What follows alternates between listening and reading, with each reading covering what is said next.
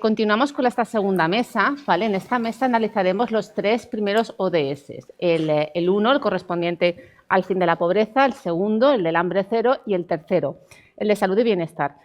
Y todos los ODS son importantes, aquí no podemos elegir entre mamá y papá, pero yo sí que creo que Naciones Unidas, al colocarlos los primeros, como que les da una relevancia especial.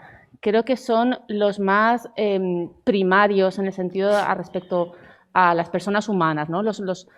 La base, ¿no? Al final del ser humano. Todos son importantes, repetimos, pero creo que estos son quizá una urgencia especial. Y creo que lo comentaremos, también creo que son los 3 que más han sufrido con la pandemia. Todos han sufrido, creo que pocas cosas buenas podemos sacar de la pandemia, pero los datos están ahí. Se ha visto cómo ha aumentado la pobreza, cómo ha aumentado el hambre, pero no solo el hambre, sino también la mala alimentación no sostenible, no saludable. Y lo vemos en las noticias a diario, la salud emocional está en cifras preocupantes, en cifras que hace mucho tiempo que no se daban y creo que esto se debe a través de la pandemia y lo analizaremos. Así que, sin más, doy paso a la primera mesa que tenemos, a Cristina Ramón Lupiáñez, presidenta de la Coordinadora Valenciana de ONGs y doctora en Cooperación Internacional de Desarrollo. Gracias por acompañarnos, Cristina. A Dolors Corella, catedrática de Medicina Preventiva y Salud Pública de la Universidad de Valencia y Premio Jaume I 2018 en Investigación Médica. Gracias por acompañarnos, Gracias. Dolors. Y a Rosa Baños, catedrática de Psicopatología de la Universitat de Valencia y directora del Máster en Intervención Multidisciplinar en Trastornos de la Alimentación, Trastornos de la Personalidad y Trastornos Emocionales de la Universitat. Gracias por acompañarnos, Rosa. Haremos la misma, si queremos, la misma dinámica de turno de preguntas, ¿vale? Pararemos más o menos a mitad de la mesa por si hay preguntas y al final volveremos a formular las preguntas. Y quisiera empezar con una pregunta que os formulo a las 3, porque muchas veces la formación universitaria se enfoca bajo la creencia que el crecimiento económico por sí mismo como que es suficiente, como que es la base y ya a partir de ahí ya se puede, por así decirlo, tirar hacia adelante para crear sociedades más democráticas, más saludables, con mayor bienestar. Pero es innegable que tiene unos efectos negativos. Entonces, me gustaría preguntaros a las 3, ¿cómo podemos evitar estos enfoques negativos que provoca sobre todo la sostenibilidad del planeta y de las personas? Este enfoque de esta creencia, ¿no?, de que el crecimiento económico es suficiente para formular. Si quieres empezar, Rosa. Perfecto. Pues muchas gracias. Un gusto estar aquí hoy, un placer compartir esta mesa. Yo creo que cada vez más, incluso a nivel político y organizacional, se está poniendo de manifiesto que el bienestar no es exclusivamente un bienestar económico y que la riqueza de las naciones no tiene que ver solamente con su PIB, ¿no?, con su Producto Interior Bruto, ¿no? Y se empieza a hablar de otros conceptos. En el caso en el que a mí me atañe, concretamente, se empieza a hablar del capital mental, ¿no?, como una parte fundamental del capital y de la riqueza de un país o de una nación, ¿no? Y en ese sentido se empieza a hablar de, bueno, pues todos los recursos cognitivos, emocionales, sociales, etcétera, de los que dispone una sociedad.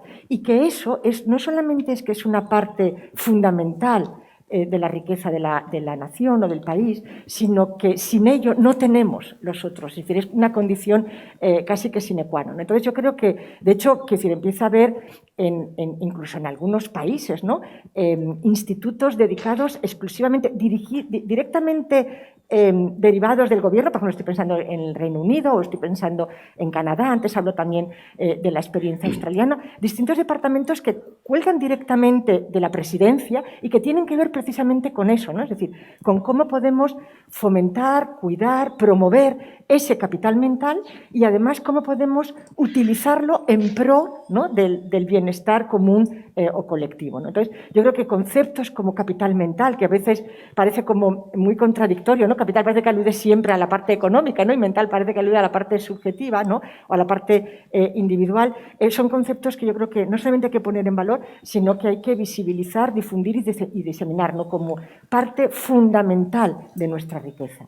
Que es una palabra que tendremos que incorporar, ¿no?, a nuestro vocabulario. Yo estoy totalmente convencida. Diario, gracias. No sé si Cristina... Sí. Sí. Bueno, yo me gustaría, por la parte que me concierne, que es un poco vinculada con el mundo de lo social, de la cooperación internacional, de la lucha contra la pobreza a nivel internacional, comentar que en este enfoque, efectivamente, que se está haciendo de crecimiento económico únicamente, deberíamos centrarnos, y que incluso se ve vislumbrado en la Agenda 2030, porque sabemos que existen muchos objetivos de carácter ambiental que están supeditados a aquellos de carácter económico. Es algo que se puede ir visibilizando si vas analizando cada una de las metas de los objetivos de la Agenda 2030. Pero pienso que en lo que deberíamos de centrarnos es en un modelo de desarrollo distinto. Yo muchas veces lo he comentado, es ese modelo de desarrollo que llaman la economía del donut, ¿no? Kay Rathworth ya lo ha dicho en infinidad de ocasiones, es ese modelo económico que establece que el suelo son los derechos humanos y el techo son los límites planetarios. Y ahí es donde debemos de movernos, porque si continuamos con un modelo de desarrollo únicamente basado en este concepto económico, continuarán pasando cosas. Fijaros, como os voy a dar algunos datos concretos que llaman poderosamente la atención, cuestiones como, por ejemplo, que parece que tenemos necesidad de continuar incrementando la producción, crecer, desarrollarnos para crecer, ¿no? Crecer para desarrollarnos. Sin embargo, el aporte calórico, por ejemplo, que necesita el 13% de la población mundial que vive en condiciones de hambre, solo requiere un 1% de la producción. Es decir, para alimentar al 13% más pobre en condiciones de hambre solo se necesita el 1%. Luego, no hay necesidad de crecimiento productivo desde ese punto de vista. Pero es que igual pasa con la energía, igual pasa con los ingresos. Fijaros que el 57% de la riqueza mundial está en manos del 10% de la población. Luego, no hay un problema vinculado con el crecimiento, es un problema de redistribución. Entonces, me parece que esta adicción que se tiene, ¿no?, al crecimiento, que impregna únicamente todo lo económico, es un error. Entonces, desde el aula se debería de proponer un cambio de ese modelo de desarrollo, apostando por un modelo distinto, un modelo como este que estaba comentando, que esté basado verdaderamente en un desarrollo sostenible, que incluya derechos humanos y que incluya límites planetarios, no únicamente la parte económica del desarrollo. Sí, creo que un poco apuntas lo mismo, ¿no? Que no se limite a la parte económica, sino todo lo que implica el ser humano en sí. Dolor, si quieres cerrar esta pregunta. Sí, bueno, yo estoy totalmente de acuerdo con ellas. En primer lugar, pues muchas gracias a los organizadores por la invitación y a todos vosotros y vosotras por vuestro interés, tanto los que estáis presenciales como los que estáis online. Entonces, ya han dicho prácticamente todo. Solo añadir que desde el punto de vista de la salud, este crecimiento económico tiene que ser un crecimiento sostenible, porque antes pensábamos en la salud de las personas, no pensábamos demasiado en la salud del planeta. Sí que había pues las personas que siempre se han preocupado por la salud del planeta, pero en general no estaba este sentimiento.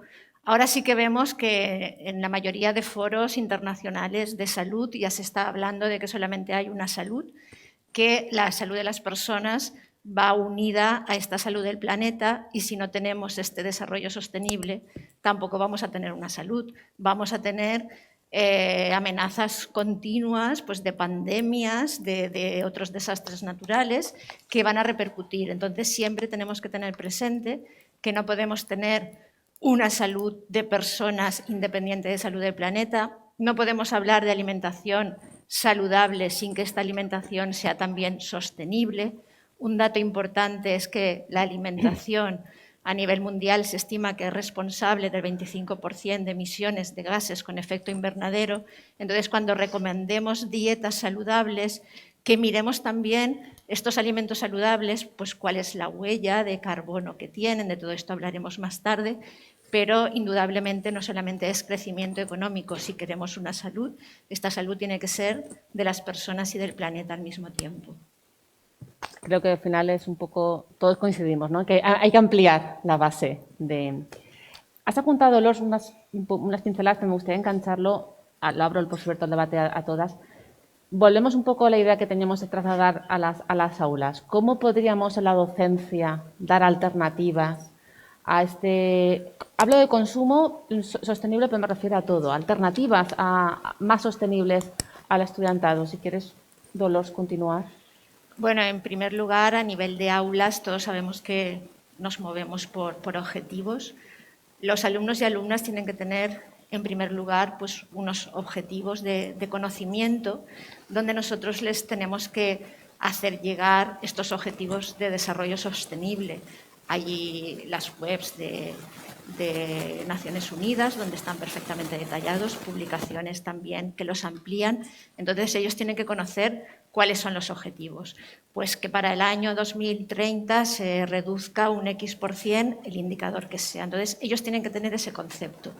Después, en las aulas también les tenemos que transmitir estos objetivos socioemocionales para que ellos estén motivados para tener presentes siempre estos objetivos en todas las acciones que puedan hacer. Y, por último, los objetivos conductuales, donde específicamente tenemos que incidir y que ellos hagan algo para apoyar estos objetivos. Hay distintas estrategias docentes que nosotros podemos emplear, pero justo la alimentación es algo que también todos tenemos que comer todos los días. Entonces, aparte del aula, trasladarlo a nuestra casa, a la sociedad, a las personas. Y entonces aquí sí que es muy importante que se conozca bien todo lo que es el concepto de algo saludable, porque sabemos que son dietas, unas más saludables que otras, porque disminuyen los factores de riesgo cardiovascular, de cáncer, etcétera, pero también ese componente de sostenibilidad. ¿Y qué es lo que podemos hacer en ese componente de sostenibilidad? Pues de cara a reducir lo que son los residuos, de cara a comprar alimentos locales, de cara a conocer qué tipos de alimentos, en qué temporada están mejor, leer todas las etiquetas. Todo esto es amplio. Ya os digo que primero tenemos que tener una buena formación, porque ahora lo que ocurre es que la gente se lanza a decir mensajes, incluso ministros, que no están fundamentados. Entonces, primero conocer desde el punto de vista científico, ya que estamos en la universidad, qué hay detrás de la producción de cada alimento, y entonces con esa ciencia detrás saber lo que tenemos que hacer. Y no me extiendo más porque estoy aquí consumiendo, pero realmente todos esos objetivos a nivel de universidad sí que los podemos hacer y luego transmitirlo a la sociedad. Es la idea inicial del enfoque crítico, ¿no?, que tenemos que tener en todo.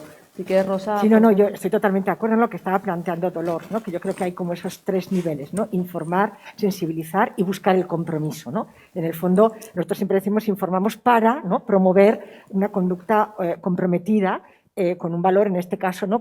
Entonces, en el caso de la información creo que también es tremendamente importante, ¿no? Por ejemplo, en el caso concreto del campo en el que yo trabajo, es increíble, ¿no?, por ejemplo, el propio concepto de lo que significa salud. Y que cuando tú hablas con los alumnos el primer día de clase, ¿no?, y hablas y discutes, es una de las... Yo soy profesora de psicopatología y es lo primero que hablamos el primer día de clase, qué es la salud mental, y empezamos hablando de qué es la salud, ¿no?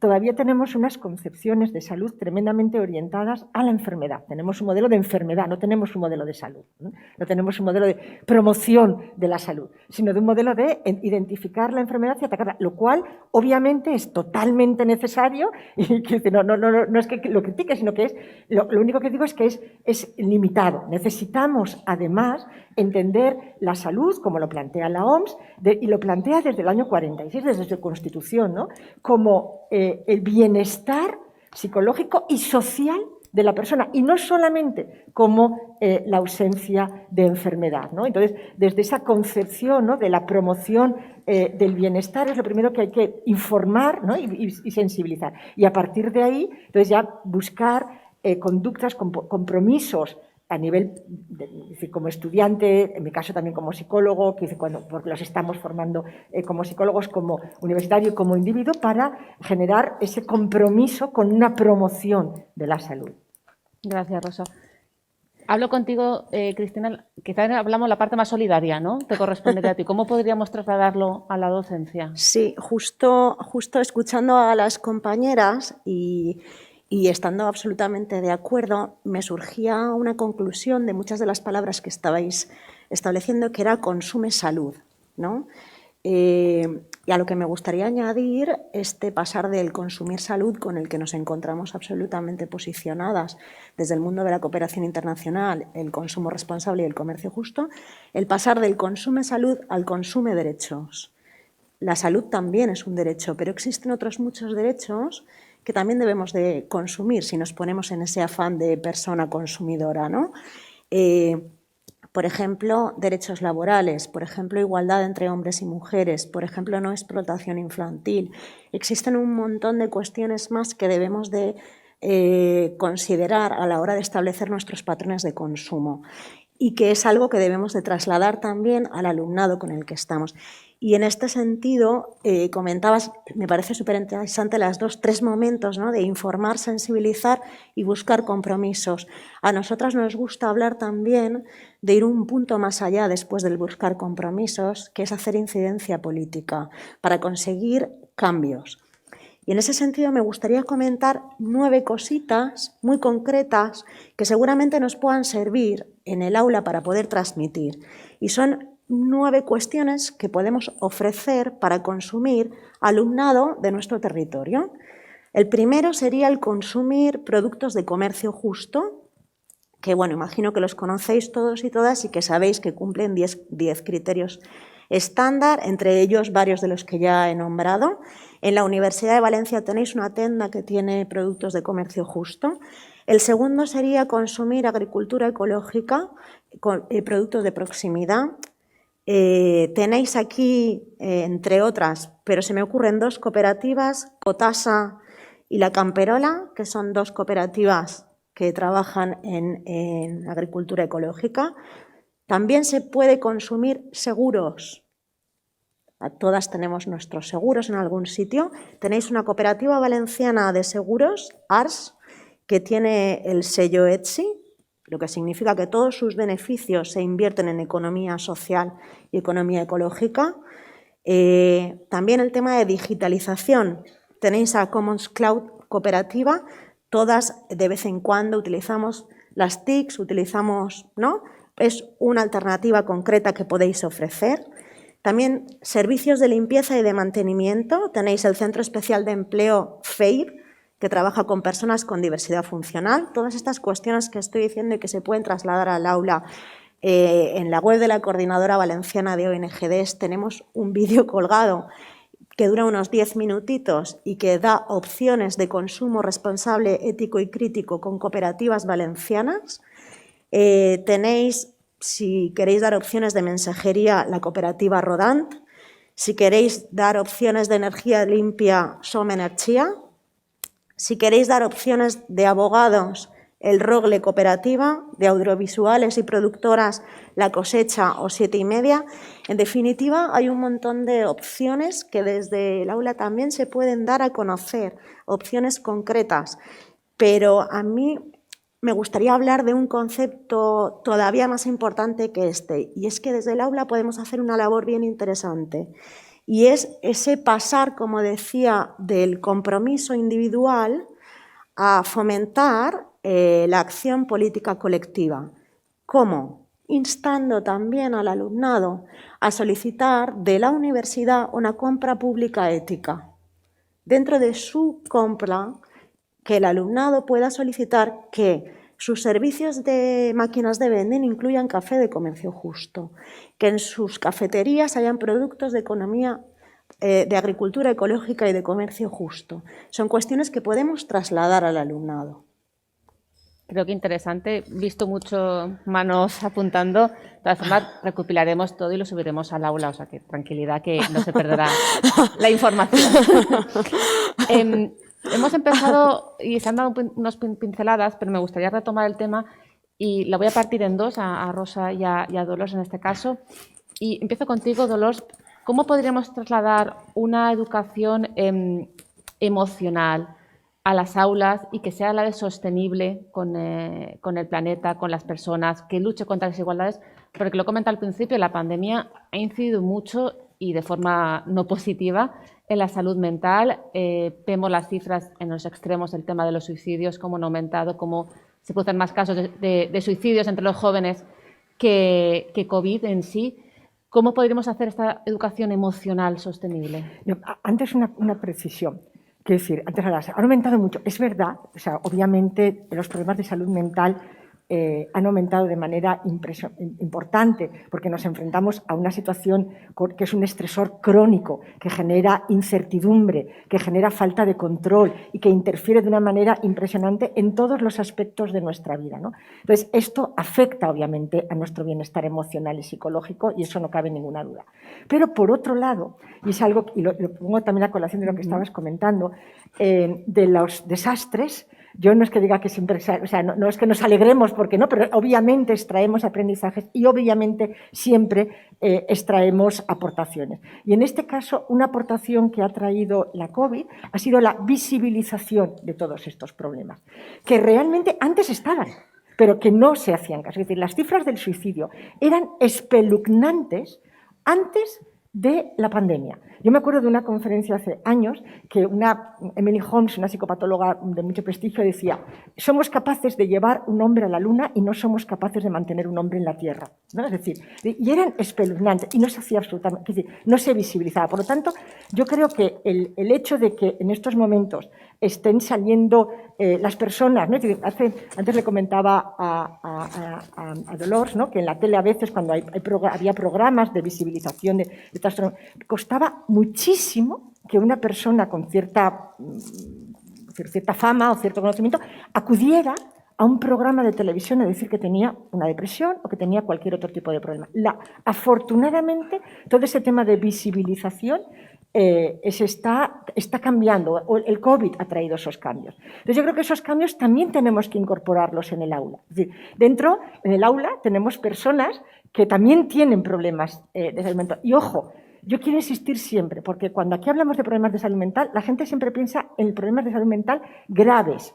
Esquizofrenia, trastorno bipolar, trastornos alimentarios graves, que esos afectan a un porcentaje importante de la población, pero que no son los que afectan a la mayor proporción de la población. Tenemos otros, lo que se suele llamar el trastorno mental común, que es lo que está abordando en este caso con todo el tipo de la pandemia, que son depresiones más leves, problemas de ansiedad, problemas de adicción a sustancias, etc. En algunos casos la adicción también es muy grave. Quiere decir, que afectan de una manera tremendamente importante al bienestar de las personas. Y obviamente también afectan de una manera tremendamente importante al bienestar de nuestro estudiantado. Entonces, hay muchas cosas que podemos hacer. Voy a señalar solamente una para no consumir el tiempo. Y es, para empezar, yo creo que también tenemos que nosotros como profesores cambiar el encuadre y empezar a entender que delante de nosotros tenemos personas en formación.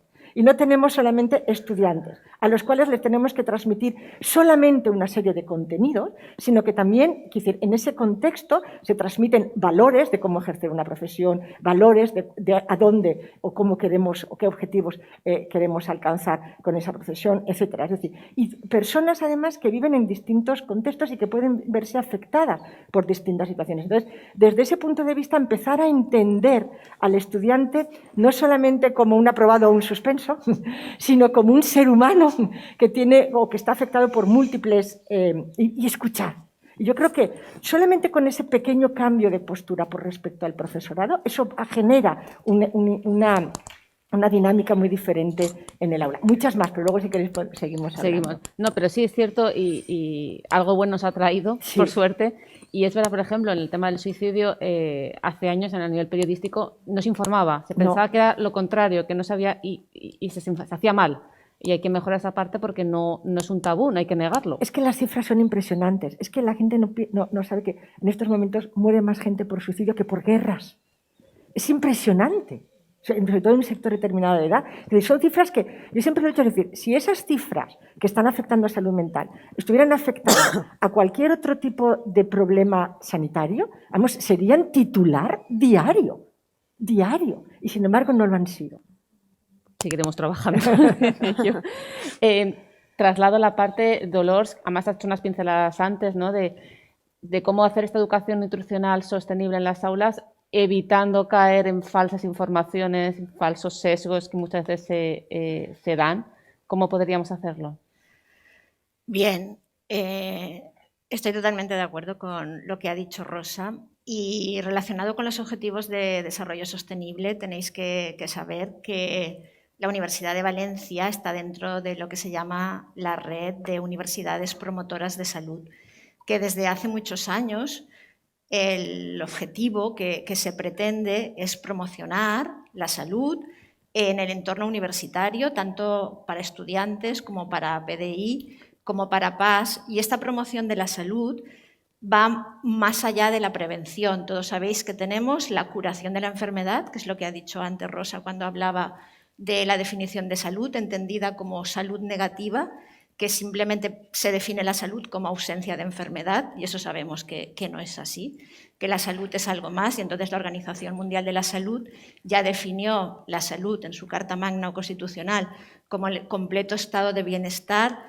físico, que serían pues, estas ausencias de enfermedades físicas, mental y social.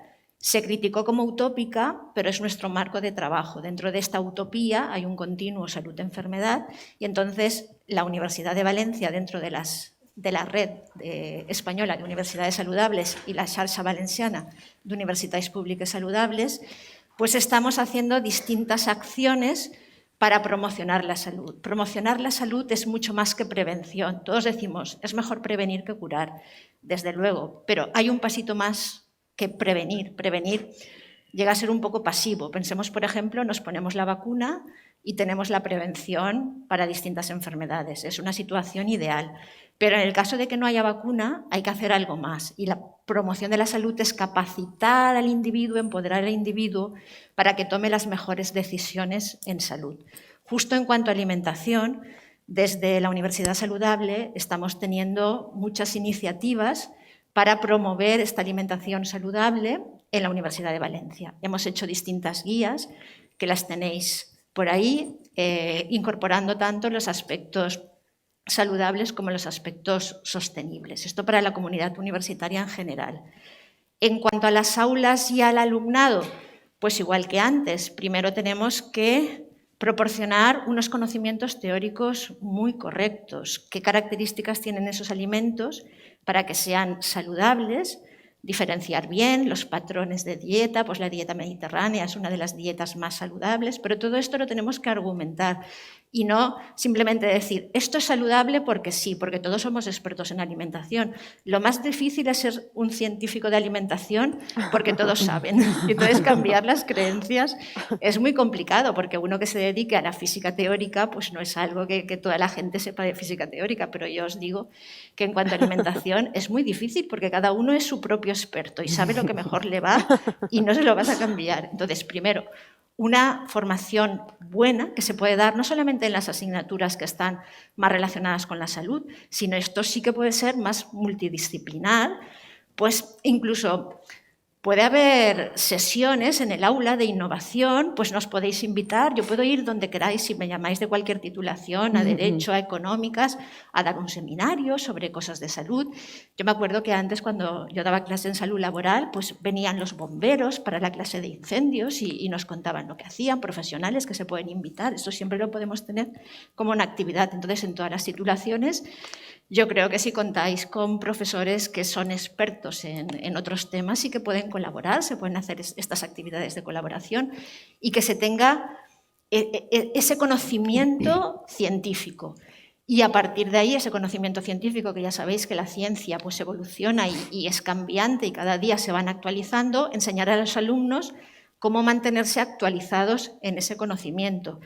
Ya os digo, en alimentación tuvimos una época donde solamente mirábamos la característica saludable de esa alimentación. Ahora miramos también las características sostenibles en cuanto no solo a la emisión de gases de efecto invernadero, porque hay unos indicadores de lo que emite cada alimento, pero también el uso de agua. No es lo mismo que se cultive un aguacate aquí en España, que vamos a necesitar mucha agua, o a que se cultive en otros países donde tienen este agua de manera natural de la lluvia. Pero también pensemos, si lo tenemos que importar, pues el avión va a consumir combustible y entonces lo que ahorramos de huella hídrica, pues lo acumulamos por otra parte. Y después tanto la carne, que si la carne emite muchos gases con efecto invernadero, bien, los emite, pero también el que tengamos esta ganadería sostenible va a contribuir también a la economía local, a que esos pastos se conserven, que no haya despoblación de pueblos pequeños, que los montes pues, estén protegidos de incendios. Entonces, no es tan fácil y tan sencillo como salir y mirar un indicador. Todo esto tiene que estar bien argumentado y todo esto lo tenemos que transmitir en las aulas. Y ya no me extiendo más. Luego, si queréis algo concreto, ya os contesto, porque es un mundo y es algo muy importante que hoy en día sí que tenemos que tener en cuenta. Sí, ¿no? El que no es todo ni blanco ni negro, siempre hay matices. Y también has apuntado una cosa que ha salido en la otra mesa, en lo de sinergias. El volver otra vez a las alianzas, ¿no? El último o de ese ofrecimiento que te has hecho, que está muy bien. Y lo digo de corazón, de verdad. Yo voy a quedar. Hacemos un pequeño parón aquí para ver si hay alguna pregunta. Hola. Mi pregunta es, digamos, a partir de toda la información que estáis dando a nivel de salud, a nivel de, digamos, de erradicación de la pobreza, etcétera, yo y cuento experiencia personal, yo tengo un mare magnum de información, pero eso al final puede llevar a un bloqueo, el no saber exactamente qué tengo que hacer personalmente y luego transmitir a los estudiantes. El bloqueo viene por el mare magnum de información que hay a los diferentes niveles, a nivel de salud, a nivel de cómo colaborar a tener un desarrollo sostenible, etcétera, porque hay muchísima información. ¿Por dónde empiezo? ¿Es para mí? Si quiere dolor. Bueno, precisamente ese es el problema, el exceso de información y el no saber distinguir qué información es cierta de la que no lo es.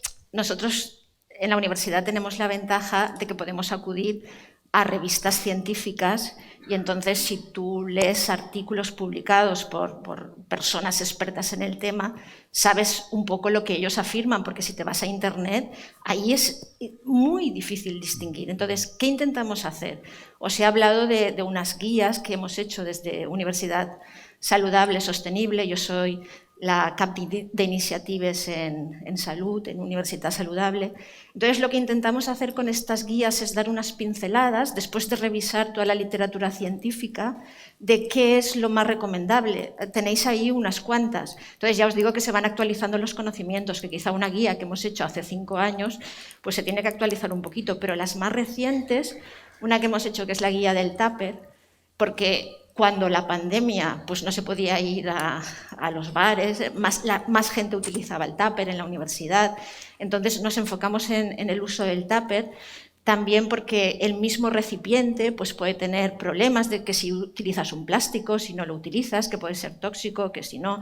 Y luego los alimentos que pones dentro del tupper. Entonces ahí hacemos un repaso desde el principio, qué es una alimentación saludable, qué es una alimentación sostenible, qué son los productos ultraprocesados, cuál es la dieta más saludable, qué cosas son las que tendrías que poner en ese tupper para que tu alimentación sea saludable y sostenible. Entonces ahí damos esa pequeña guía después de depurar muchísima información para precisamente facilitar, y luego damos unas recetas saludables y sostenibles. Todo eso lo tenéis en la guía por si lo queréis mirar, pero vamos, que lleva mucho trabajo y es verdad, es la sobreinformación. Sí, por ponerlo... Sí. Por ponerlo gráficamente, yo voy al supermercado y entonces quiero tener en mente la sostenibilidad, el One Health, ¿no? Todo eso, ¿no? Sí. Pero luego tengo que coger los productos. No sé si me entiendo lo que decir. Sí, es muy complicado, muy complicado.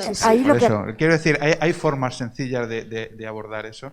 Esa es un poco bien esa pregunta, porque lo entiendo lo que dices, pero yo la sensación que tengo es que a veces no sé si estoy cogiendo lo correcto. No sé, lo correcto me refiero a lo que creo que debería ser mejor desde el punto de vista del planeta, etcétera, ¿no?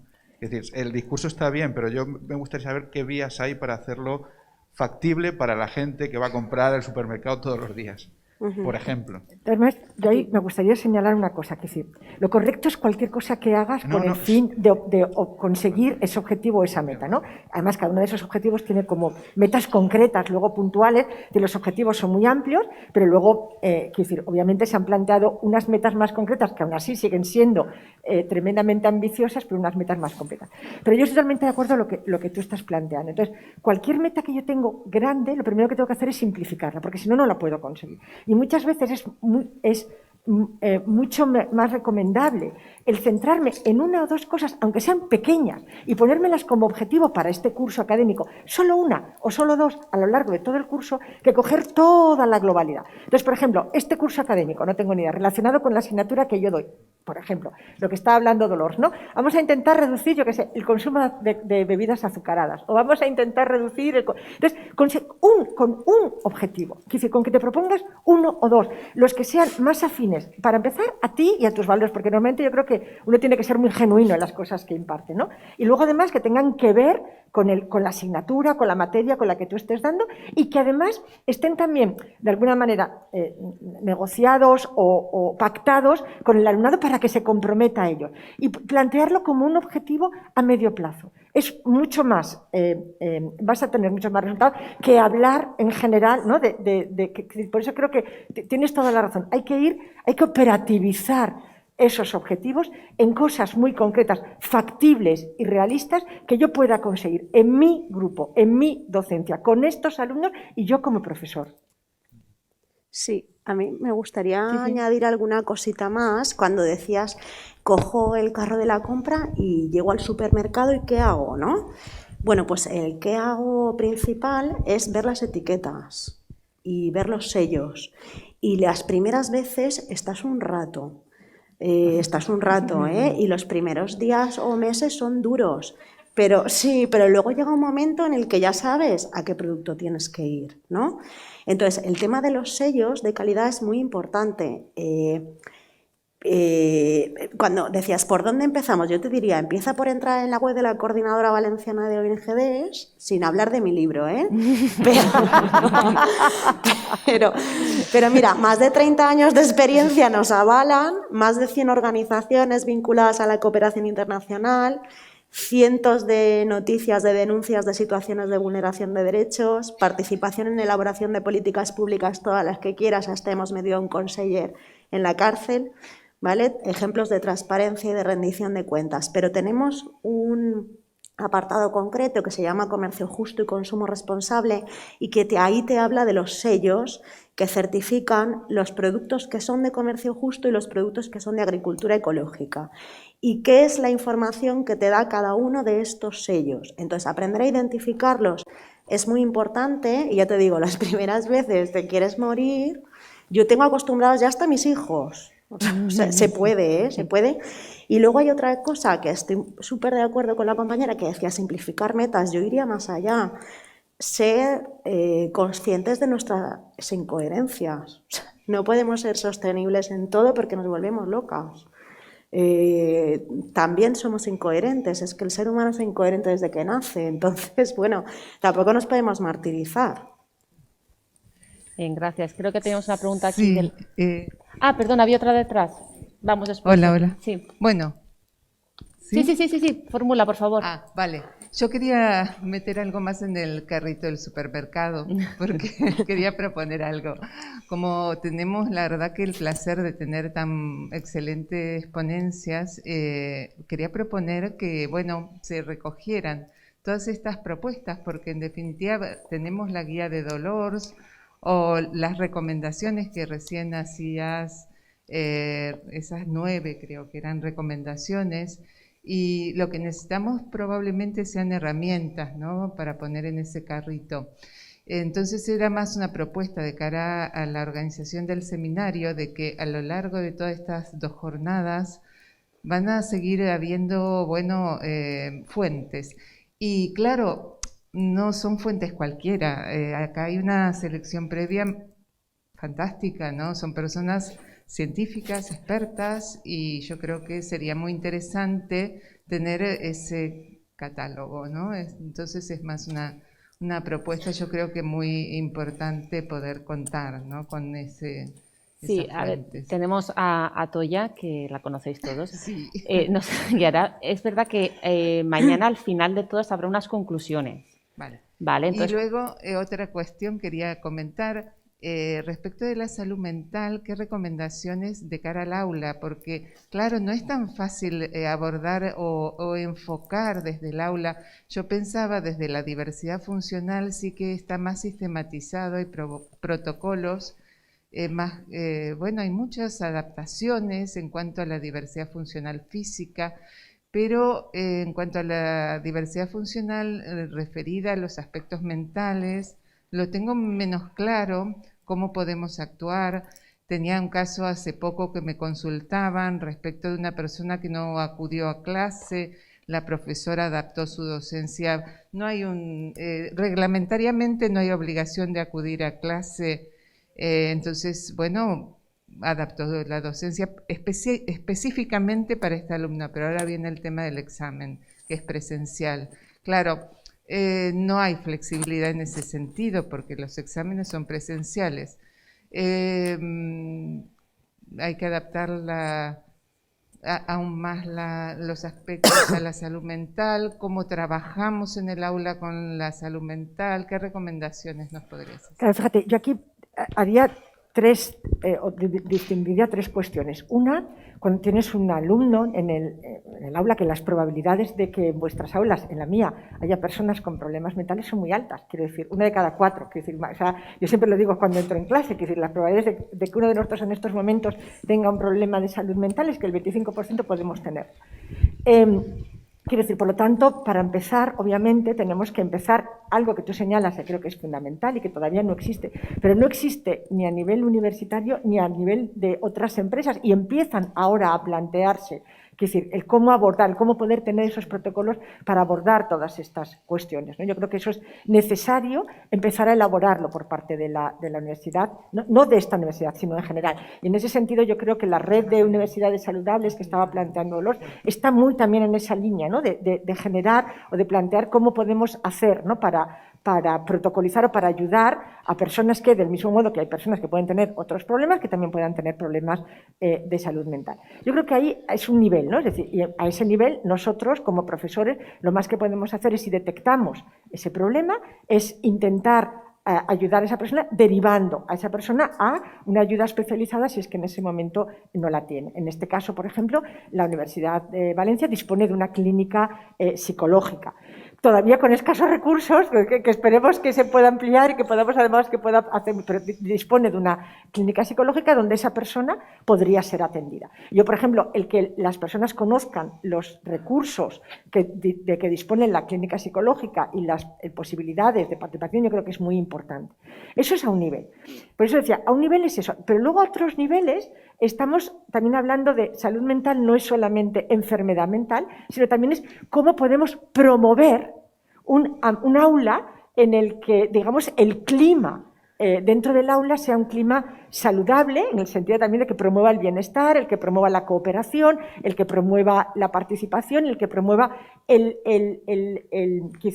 ayudar a la persona a desarrollarse dentro de un ámbito de bienestar. Y yo creo que ahí sí que podemos empezar a aprender, y ahí podemos desde plantear, como decía Dolors, nosotros también nos ofrecemos obviamente a dar todos los cursos, etcétera, que sean necesarios para ayudar a generar dinámicas dentro del aula que puedan ayudar a promover este tipo de cuestiones. Te voy a poner un pequeñito ejemplo.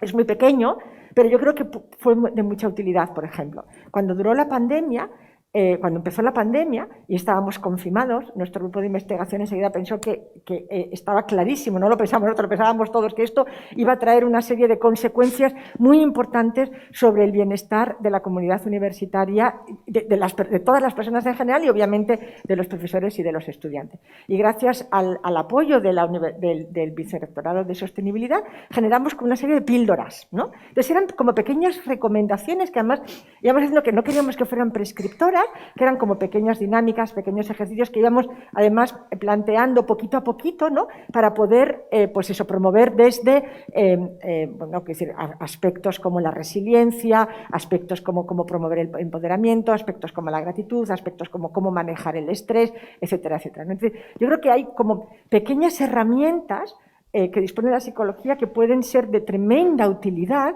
conocerlas por parte del profesorado y generar también ese tipo de dinámicas en el aula. No sé si con eso te he respondido. Vale, simplemente antes que, por dejarlo cerrado, que no os preocupéis que todo esto que estamos diciendo hay mucho material en el aula virtual y tendremos las conclusiones para recopilar toda la información. Así que tranquilidad en ese aspecto. ¿Tenemos otra pregunta más? Sí, muchas gracias. A ver, antes de formular mi reflexión, por contestar un poco, empezando por la última. Hay un delegado para salud mental en la universidad, se llama Paco Alonso, de Psicología, y esta persona, junto con el vicerrectorado y la unidad de personas con discapacidad, que también es parte de mi competencia, hemos generado, pero es normal que no lo sepáis porque no ha salido publicado, hemos creado un protocolo que atiende al abordaje de los problemas de salud mental, que es una realidad también dentro de nuestra universidad. Todo lo que pasa fuera en la sociedad, aquí a escala pasa todo. Y por tanto los problemas de salud mental y más en pandemia, como ha explicado la compañera, son una realidad. Y hemos creado un protocolo para abordar, porque hay casos que son muy extremos y claro, dentro de un ámbito como la universidad, cómo intervenimos y cómo le explicamos al PDI, sobre todo, que es quien localiza esos problemas, cómo actuar dentro de un aula, porque son personas que a veces pueden llegar a ser o autodañarse o dañar a otras personas, y cómo abordas a una persona que está en un estado de estrés en ese momento importante. Entonces, no conocéis, es normal que no conozcáis el protocolo, ya está acabado y simplemente queda su aprobación y publicación. Pero el problema está y se intenta abordar en la medida de lo posible. En segundo lugar, respecto del carrito de la compra, también, como yo, igual que he hecho antes de remitiros a la experta, os voy a remitir a los dos expertos que a mí me han hecho la vida imposible durante estos 4 años el vicerrectorado. Uno es Carles Xavier López Benedí, que tendría que estar hoy aquí, pero no podía, que es el director del Colegio Mayor, rector Peset, y otro es el director del Jardín Botánico, que tengo aquí al lado, que son las personas especialistas en compra responsable. Aquí en la universidad son de las personas que más saben, y cuando queráis cualquier tipo de información veraz para vuestras clases o para esas charlas que estamos diciendo, son las personas que yo he utilizado como asesores durante todo este tiempo y os recomendaría. Y ya por último, la reflexión que yo tenía al escuchar ha sido el tema de las vacunas. Es un tema que creo que es de esos temas que se tiene que trabajar dentro del aula. ¿Por qué? Porque engloba muchísimas áreas. El tema de las vacunas se podría explicar desde farmacia, que están por aquí, el tema de las patentes, que están detrás, de las farmacéuticas, está el tema de medicina, está el tema de la cooperación. O sea, una de las cosas que está preguntando el estudiantado, y yo no sé darle tampoco bien una respuesta correcta, y es el tema que tendría que estar en las aulas, es las vacunas solamente ahora en el primer mundo o es necesario a lo mejor que cedamos vacunas para que en los países en vías de desarrollo puedan tener vacunas y por tanto eso compensaría a la larga acabar con la pandemia. Pues son temas que tienen que estar y que ahí está la economía, el derecho, farmacia, medicina, están todos. Y el bueno, miedo pues, a las vacunas. ¿Perdón? Y el miedo a las vacunas. Y el miedo a las vacunas, es que está todo. Y es uno de los temas que debería estar, simplemente no. Sí, fíjate, Elena, el otro día tuvimos una discusión con datos y resulta que muchas de las vacunas que se mandan a países emergentes se estropean porque la gente no se las quiere poner, no se fían de nosotros. Se piensan que les mandamos algo. Es el caso que, no sé si conocéis, de la poliomielitis, que se quería erradicar y empezaron a circular que era la forma que teníamos los occidentales de provocar esterilidad. Y entonces se dejó de vacunar y se ha retrasado un montón la erradicación porque la gente no se quería vacunar. Y ahora está pasando algo similar. Se mandan vacunas, pero la gente no se las quiere poner. Entonces también hay que trabajar mucho allí para... ¿Tenemos otra pregunta ahí atrás? Sí. ¿Se oye? Sí. Vale. Bueno, traslado una pregunta que seguramente em faran ara quan comença l'assignatura en Salut Pública, en Infermeria, és que tal vegada tinga a veure amb Recero, no? Amb el segon. I és possible mantindre el nivell de producció alimentària suficient per a tota la població, entenguem espanyola, amb comerç de proximitat i producció local? No només, no sé si s'entén la pregunta, és Sí, s'entén, sí és suficient. Sí, és possible i n'hi ha bibliografia al respecte que jo puga respondre correctament a aquesta pregunta. Cristina o Colors, crec que podeu contestar. Segons lo que diga ella, yo puedo completar. Comienza tú, si vols. Bueno, a mí me gustaría aquí analizar dos cuestiones. Una, efectivamente, nuestra prioridad debería de ser el consumo de proximidad, por todas las cuestiones que ya todos sabemos, de huella de carbono, generación de economía local, en definitiva un montón de cuestiones. Pero hay un tema añadido que no consideramos dentro del consumo de proximidad y es el tema de derechos humanos. Si únicamente estuviéramos consumiendo proximidad, pero es cierto que en nuestra dieta incorporamos productos que no los tenemos de proximidad. Léase café, cacao, azúcar. Hay productos que consumimos diariamente y que no los encontramos de proximidad, y esto es así. Entonces, para todos aquellos productos que consumimos diariamente, que están en nuestra dieta y que no los encontramos de proximidad, existe esta alternativa del comercio justo. Existen voces que establecen que el comercio justo no es justo desde un punto de vista ambiental por la huella de carbono que provoca el transporte de estos productos.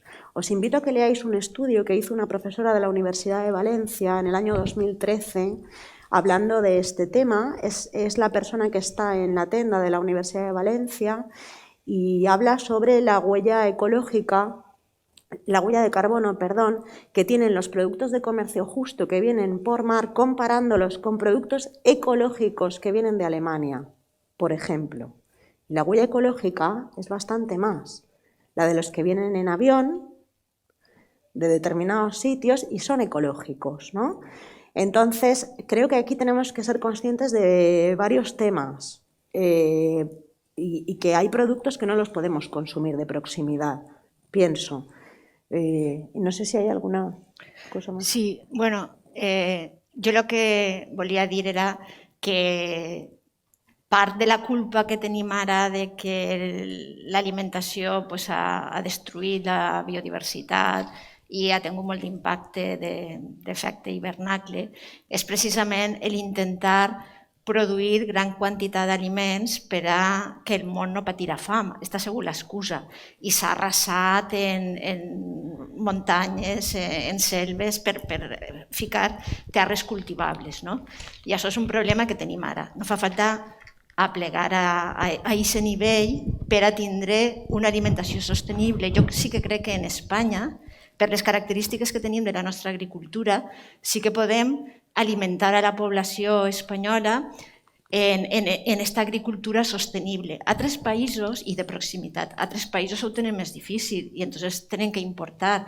De cara a lo que diu ella, que n'hi ha moltes coses que nosaltres no les tenim així perquè són típiques de zones tropicals i les tenim que importar, doncs està clar que així produir, per exemple, una pinya tropical, n'hi haurà microclimes, que sí que és veritat que també en tenim, però el cost és més gran que si la importem d'altres puestos on allí és millor. El resum és que no tot és tan senzill, sinó que és el que vos deia al principi, quan estem dient és que menjar carn és que produís moltes emissions de gasos en efecte hivernacle, però no només tens que mirar aquesta carn que s'ha produït, sinó tot el que va envoltant aquesta carn, i és en tots els productes. Per tant, se té que fer un anàlisi molt rigorós, tindre una informació molt bona i balancejar tots els factors. Llavors és repensar-ho. I realment on es donen les condicions sí que se pot fer. Ara està un altre camí imposant-se el que se diu l'agricultura regenerativa. L'agricultura regenerativa el que fa és tindre un equilibri de lo que seria la producció agrícola i la producció ganadera. En lloc de fer aquestes plantacions massives, que si mireu així tots els taronxers, aquests nous que s'estan plantant, perquè ja no, així és un desastre, la taronxa no la podem vendre, estem important taronxa, se queda a l'arbre, només tenim grans extensions, doncs en vez d'anar a aquest model, seria tornar al principi, no fer un desgast tan gran de la terra que la pròpia ganaderia estiguera... Seria una situació utòpica, però que en lloc de gastar fertilitzants, perquè els fertilitzants també tenen un impacte molt gran en tot el que seria la no sostenibilitat, pues gastar el fem d'estos animals per a que això nutrira la terra i tornarà a aquest equilibri. I això en Estats Units ja s'han fet projectes pilot i realment estan donant uns resultats molt exitosos. És agricultura regenerativa i no m'estenc més. Jo crec que un poc sí que t'han contestat entre les dues, no? Hi ha una pregunta més per així? On està? Perdona. Hola, buenos días con todos. Bueno, soy estudiante de doctorado y solamente quería hacer como un pequeño comentario personal respecto a esto de los ODS, de la cooperación y todo. En el año 2020, por ejemplo, soy becaria y pedí una estancia doctoral para irme a un país de Latinoamérica para ser parte de mi proyecto, pero se me fue, por ejemplo, denegada. ¿Por qué? Porque lo que piden es que al centro al que vayas tenga una rigurosidad científica, pero en países que son empobrecidos, como sabemos, como por ejemplo el país al que yo quería ir, que es Ecuador, me la negaron básicamente por eso. Mi puntaje fue el mínimo de toda la lista, pero porque no se toma en cuenta nada de ODS al momento de pedir estancias, por ejemplo, o incluso los mismos proyectos de financiación en algunos, o también las becas, no toman en cuenta esto, y a veces proyectos que consideran que por la rigurosidad científica no cumplen, nos es negado, y es mucho más complicado poder hacer estancias. Y claro, una becaria, el sueldo es para no normal, digamos, tampoco para sobrevivir, digo yo. Entonces, poder hacer una estancia en otro país por periodo de 3 meses, que yo es lo que quería, me tocó costearme a mí todos los gastos porque se me fue denegada. Entonces, algo como un comentario personal, que creo que al momento de ofrecer estancias y becas, también se debería tomar en cuenta un poco la parte de la cooperación al desarrollo y los ODS que se van a cumplir. Porque es verdad que tal vez a nivel de descubrir algo nuevo no lo sea, pero tal vez al momento de ayudar y cooperar en países que lo necesitan, sí que influye, que aunque parezca tal vez insignificante, entre comillas, para esa población puede significar mucho. Entonces solamente es un comentario personal desde mi perspectiva y desde mi vivencia durante esta etapa de doctorado. Gracias. Gracias. No sé si queréis añadir algo. Si no, No, yo añadí simplemente que, además de lo que la compañera comenta, que estoy totalmente de acuerdo, no solamente ahí, sino yo iría incluso más allá. Es decir, fomentar además estancias y colaboraciones sobre tópicos, temas de investigación y líneas de investigación que promuevan precisamente el alcance de alguna de las metas de los objetivos de desarrollo sostenible, que es decir, las dos cosas, ¿no? Creo que son tremendamente importantes. Gracias. La última Yo pregunta. solamente apuntar una cosita más a lo que comentaba, que como no puede ser de otra forma, estoy súper de acuerdo. Decir que yo la sensación que tengo un poco desde fuera y desde la sociedad civil que colabora activamente con la universidad, en este caso con la Universidad de Valencia, nosotras, por ejemplo, en Ecuador trabajamos con varias universidades. La sensación que tengo dentro de la Universidad de Valencia es que existe un departamento de cooperación internacional que trabaja a esto, pero que no se transversaliza al resto de cuestiones de la Universidad de Valencia. A veces hay temas que son importantes y que hay que transversalizarlos. Y este es uno de ellos. Parece que tú, si funcionas desde el máster de cooperación internacional y buscas una estancia no sé dónde, es más sencillo que si estás vinculado desde otro punto de la Universidad de Valencia y lo que quieres hacer es una estancia aquí. Entonces, creo que es un problema de gestión interna también de la universidad y de establecer coherencia interna dentro de la propia universidad. Había una última pregunta aquí. Sí, simplemente un comentario muy breve. Agradeceros a las 4 vuestros comentarios y a la organización del evento. Yo creo que es importante que aprovechemos este tipo de foros para poner en conocimiento de los demás las iniciativas que se llevan a cabo en la casa y que a lo mejor pues no cuentan con tanta difusión.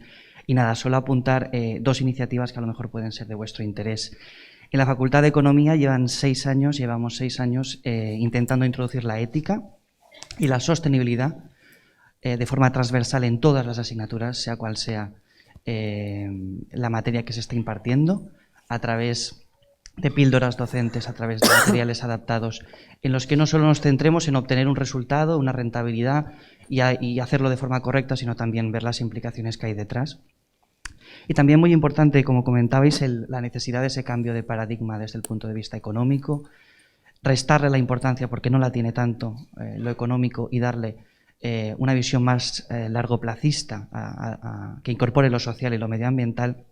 Y de hecho, me atrevería a decir que la Universidad de Valencia es una de las pocas universidades españolas, si no la primera, en contar con un curso gratuito promovido por la Unidad de Emprendimiento VEMPREN sobre emprendimiento en la economía del donut.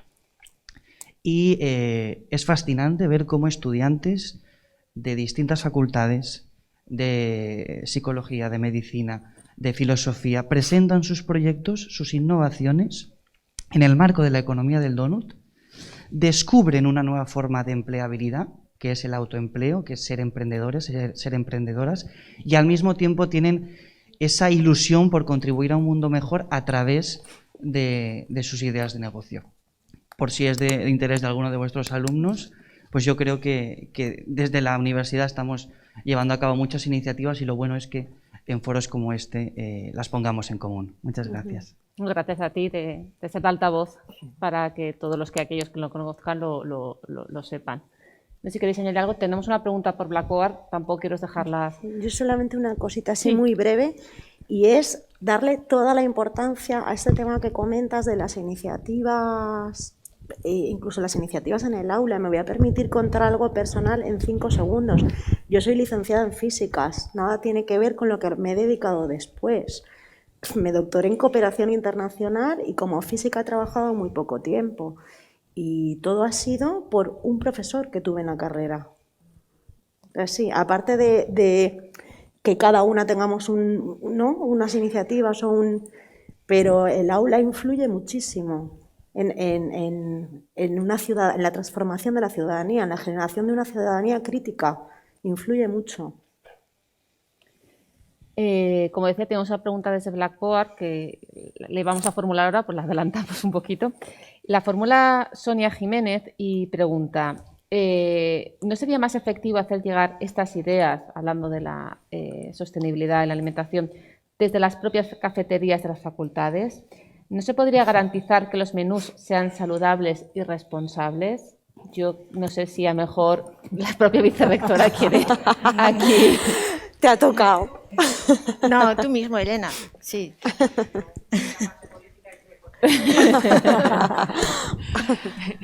Pues sí. ¿Cómo se llama la chica? Sonia. Sonia. ¿Cuánta razón tienes?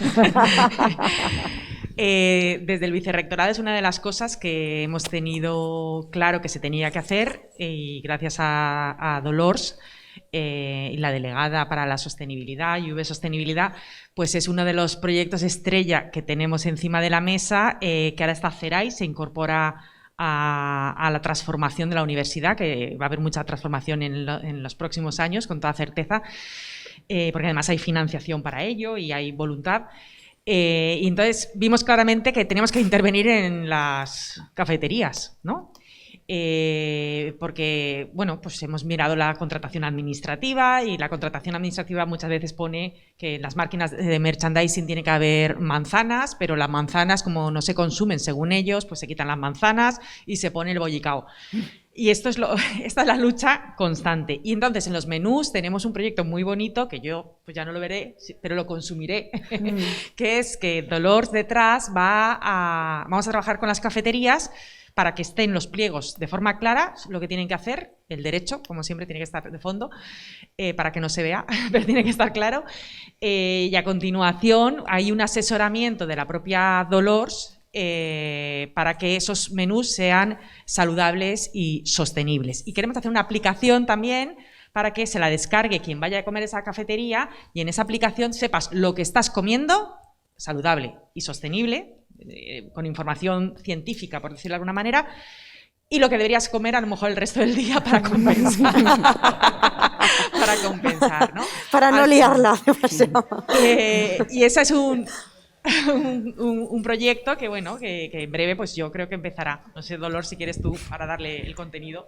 Sí, bueno, Elena, es lo que ella ha dicho. El problema que tenemos también es que cuando se pone un menú en una cafetería, pues hay un precio máximo. Entonces, dentro del precio, pues tampoco muchas veces se pueden hacer milagros de cosas que nos gustaría que estuvieran. Entonces, es trabajar bien, trabajar mucho con productos de temporada, porque otra cosa que sí que en las aulas tenemos que decir es que frutas y verduras hay de temporada, porque la gente está acostumbrada a tomar de todo siempre y siempre no es. Entonces, cuando algo es de temporada, lo podemos encontrar de más proximidad, más cercano, más accesible. Si eso también lo trasladamos a los menús, pues ahí es jugar con un equilibrio y siempre vamos a intentar que sea saludable, sostenible y económico, más o menos.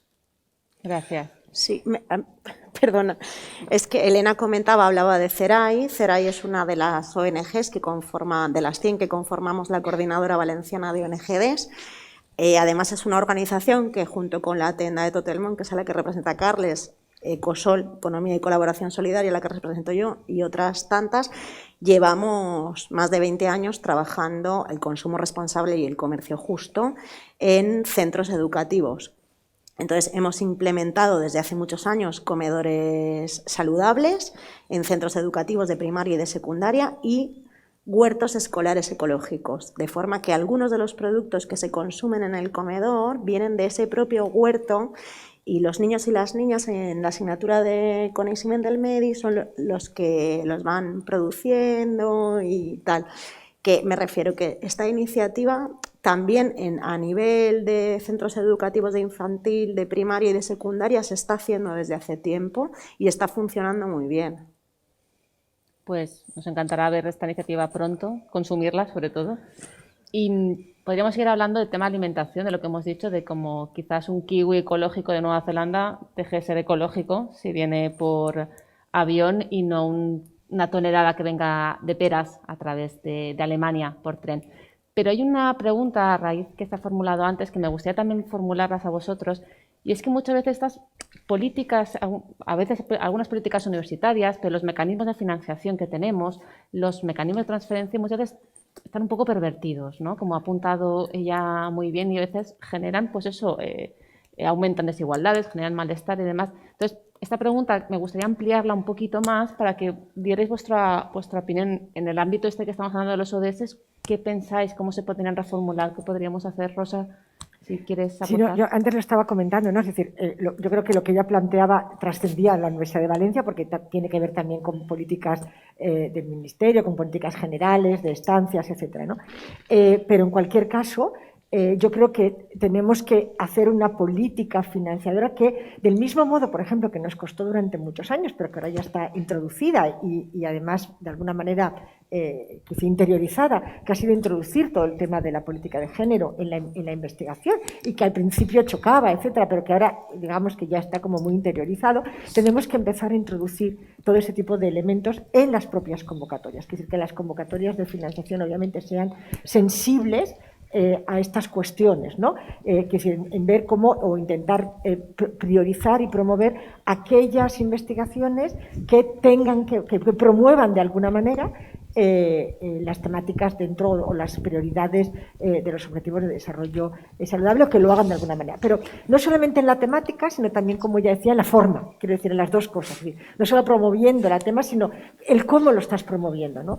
Entonces, yo entiendo lo que ella planteaba, quiero decir, yo, por ejemplo, estaba pensando por ejemplo, nosotros hemos hecho, y además tenemos el orgullo de que la Jaume I ha sacado una convocatoria de tesis doctorales alineada con los objetivos de desarrollo sostenible, y una de las ganadoras fue una tesis doctoral que yo dirigí y que además una parte de su temática se desarrollaba precisamente en México, y ahí trabajábamos todo lo que era el tema de la empatía, de la promoción de las conductas prosociales, de la conducta empática y de la disminución del machismo y de la violencia de género, ¿no? Entonces, lo hacemos a través de tecnología. Entonces, ese tipo de cuestiones yo creo que es muy importante, es decir, promoverlas, darles lugar, darles foco, además, ¿no? Y de alguna manera promocionarlas, ¿no? Sí. Si querías, Cristina, añadir. Sí, a mí me gustaría añadir alguna cuestión, y es, igual que a las administraciones públicas les solicitamos la inclusión de criterios éticos y sostenibles, ¿no?, con esta demanda de la compra pública ética, también, como decía, podemos instar como profesorado a nuestro alumnado para esa inclusión de criterios éticos también en estos mecanismos de financiación de la investigación, ¿no? La inclusión de criterios éticos de derechos humanos son realmente importantes. Y me gustaría que también comentar que, aparte de centrar el debate en esta cuestión de los mecanismos de financiación, también sería interesante centrar el debate en los mecanismos de transparencia y de rendición de cuentas, en cómo estamos rindiendo cuentas de esas investigaciones de cara a la ciudadanía, en si estamos estableciendo o no redes de colaboración para la transformación social, o las redes de colaboración que estamos estableciendo en nuestras investigaciones son para nuestra propia supervivencia. Entonces, si lo que estamos buscando es transformar, es una cosa, y si lo que estamos buscando es sobrevivir, es otra. No sé si, Dolores, quieres aportar tú algo. Si no tenemos, Pilar, pide la mano. Sí, está encendido. Gracias. Nada, como justamente estabais hablando mucho, ha salido muchísimo el tema de comercio justo, de comercio de proximidad, comercio de productos ecológicos, de temporada. Pues comentar simplemente que desde el Vicerrectorado también estamos llevando a cabo el mercado agroecológico de la Universidad de Valencia, en el que tenemos puestos que vienen también de la cooperativa de Collaures. Hay muchos, me gustaría que hubiese muchos más, por supuesto, pero todos los productos que se ofrecen son productos con el sello ecológico, son productos de proximidad, productos de nuestra huerta, productos procedentes de proveedores locales, y además hay un puesto de la tienda de Totelmont, de comercio justo, también para aquellos productos efectivamente que tenemos que importar también y que consumimos habitualmente. Es un proyecto que creo que es muy interesante porque da a conocer también ese valor, ¿vale?, que le queremos dar al cambio de hábitos y consumir más productos que sean locales en general. Y sobre todo lo que pretendemos es hacer esa reflexión, ¿no?, de esos cambios de hábitos que a lo mejor los productos que nos encontramos en un hipermercado, pues no hace falta que vengan ni de Alemania ni de otros países, sino que tenemos muchos productos de muy buena calidad, elaborados de forma casi artesanal, y que los tenemos aquí mismo en la Universidad de Valencia también. Entonces, creo que es interesante hacerlos conocer también al estudiantado, que se puedan acercar. Las personas que están allí vendiendo, los productores, están encantadísimos de explicar de dónde provienen, cómo los cultivan, qué es lo que hacen. Incluso estábamos planeando en hacer visitas in situ, ¿no?, a la alquería o al Raco de Ginger. Las personas que tenemos allí, que son Otto, Lucrecia, además son personas muy cercanas. Yo creo que uno de los valores también de los mercados no es solamente los productos que ofrecen, sino esa cohesión social que crean de cercanía, ¿no?, del tú a tú, de la persona, de volver a relacionarse un poco con nuestro entorno y con nuestra cultura. Gracias, Pilar. Este recordatorio todos los viernes que tenemos el Mercat Agroecològic. Sí, Dolors.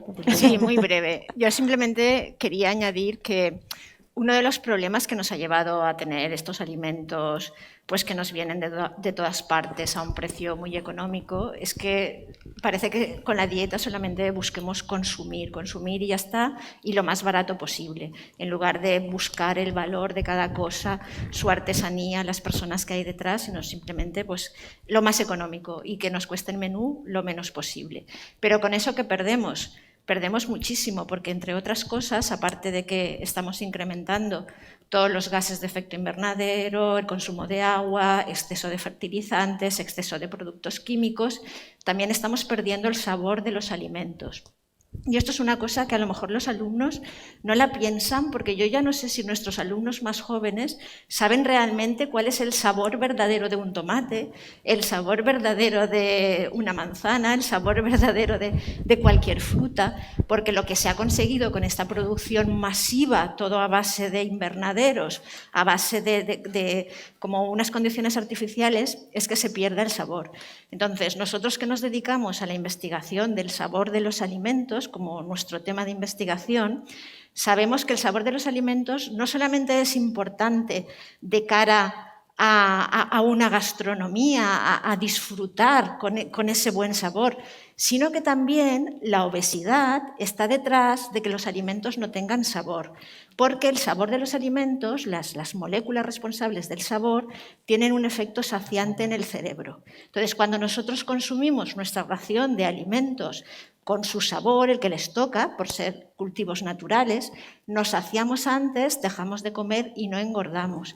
Ahora, con todos estos nuevos alimentos que solo proporcionan pues, las calorías y los macronutrientes, pero no el sabor que les toca, esto no llega al cerebro, no nos da sensación de saciedad y se engorda más. Y esto nosotros lo tenemos publicado en revistas científicas y ya está. Entonces, de cara a volver a los alimentos de proximidad, al mercado ecológico, es volver a recuperar esos sabores que los tenemos perdidos. Y es otra cosa que tenemos que tener en cuenta. Ganaremos, no solamente ganará el medio ambiente, sino que ganaremos nosotros en nuestras expectativas sensoriales y a nivel gastronómico, porque al fin y al cabo el disfrutar del sabor de los alimentos naturales es lo mejor que nos puede pasar. Que es cierto y que necesario. Un pequeño apunte simplemente, el delegado de Salud Psicosocial es Paco Atienza, ¿vale? O sea, ha habido una confusión antes con el apellido. Me sabe fatal, podríamos continuar, pero es que estamos ya con el límite del tiempo y yo lo que sí que me gustaría, muy brevemente, por favor, os pediría 3 consejos. 2, 1, volvemos a lo mismo, para preparar una clase, ¿cómo podríamos preparar una clase más sostenible en relación a los ODS que estamos hablando? ¿Qué consejo podríamos trasladar a las personas que estáis aquí? Si quieres, Rosa, que me tengo mirando. No, yo, por ejemplo, en mi caso concreto no lo tengo complicado, en el sentido de que claro, mi asignatura, mi tema es psicopatología y es salud mental, ¿no? Y es precisamente uno de los ODS, ¿no? Pero yo sí que si trabajamos también en clase, intentamos además trabajar, ¿no? El cómo podemos promover ese objetivo a distintos niveles, quiero decir, a nivel individual, a nivel profesional y como estudiante o como profesor universitario, ¿no? Es decir, en los 3 ámbitos, ¿no? Entonces son preguntas que nos hacemos en clase, es decir, ¿qué puedo hacer yo? Por eso de lo que planteábamos antes de no solamente informar y sensibilizar, sino también promover el compromiso, ¿no? ¿Qué puedo hacer yo como estudiante para promover el bienestar en mi contexto? ¿Qué puedo hacer yo como psicólogo para promover el bienestar en mi contexto? ¿Y cómo puedo hacer yo a nivel individual para promover el bienestar, por ejemplo, en este aula concreto, ¿no? Que yo creo que es muy importante. Y luego, otra de las cosas que también trabajamos mucho, que es un tema que no ha salido, pero que a mí me interesa muy especialmente y que tiene mucho que ver con el ODS de salud, es el acceso a los tratamientos y es el acceso a la salud, ¿no? Es decir, estamos aquí hablando de que hay muchas herramientas, de que las tenemos, pero ¿cómo podemos acceder a ellas, ¿no? Y sobre todo, ¿cómo puede acceder la población a ellas, ¿no? Que en el caso de la salud mental es impresionante. Los datos dicen que en Europa, que estamos hablando del primer mundo, más del 60% de las personas con problemas de salud mental no pueden acceder a tratamientos adecuados, que no acceden a ningún tipo de tratamiento. Es impresionante. En Europa, cuando eso se lleva al mundo, os podéis imaginar las cifras, ¿no? Entonces, el tema del acceso a los tratamientos y a las intervenciones o a la salud, en este caso a la salud mental, creo que es tremendamente importante. Y luego, otra cosa que a mí también trabajamos en el aula, que me parece tremendamente importante, es que, creo que antes habló algo también en la mesa anterior, cada ODS no es independiente. En el caso de la salud y la salud mental, tiene mucho que ver con el cambio climático, tiene mucho que ver con la pobreza, tiene mucho que ver con la alimentación, tiene mucho que ver con todos los otros ODS. Entonces, tenemos que ver también cómo desde el ámbito en el que yo estoy trabajando, que es salud mental o salud mental, puedo favorecer otros objetivos de desarrollo sostenible y a la inversa, cómo el no favorecer esos otros puede afectar a la salud mental y el bienestar en general. Yo creo que están todos tremendamente interrelacionados. Entonces, muchas veces poner a los alumnos en la situación de, no, pues eso, por ejemplo, la relación entre salud mental y pobreza, la salud mental y género, salud mental y exclusión, salud mental y situaciones de guerra, que son tremendamente relevantes, ¿no? Y que amplían un poquito más también el ámbito meramente, el más directo, ¿no? De hasta dónde impacta todo el ámbito de la salud y de la salud mental. Sí, bueno, eso es lo mismo, ¿eh? Todo está unido. Dolor, sí que es una pincelada de... Sí, sería lo mismo. Bueno, en cuanto a los alumnos que tengamos de ciencias de la salud, es muy fácil porque los temas se prestan a ellos. Siempre vamos a tener temas de enfermedades específicas donde podemos incidir, todos los aspectos que ha comentado ella, o temas de alimentación donde lo tienes y se puede hacer. Quizás sea más complicado en otras titulaciones, pero ya sabemos esa transversalidad. Y como todos comemos todos los días, pues entonces que sea la propia vida el escenario de puesta en práctica. Los formamos, les decimos, bueno, ahora tú cuando vayas a casa, pues lo que se decía antes, ¿qué vas a comprar? Pues productos frescos en lugar de los ultraprocesados.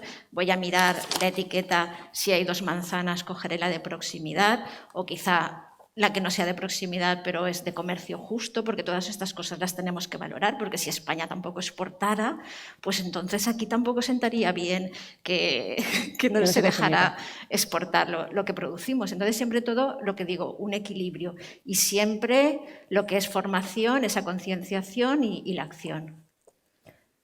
Antes, Cristina, simplemente un comentario que nos entra desde Blackboard, que en relación a lo que tú has dicho de la falta de sabor de los alimentos. María Luz Sánchez comenta que una cuestión en el sabor es que al comer muchos alimentos procesados con aditivos, después los alimentos naturales parecen más insípidos.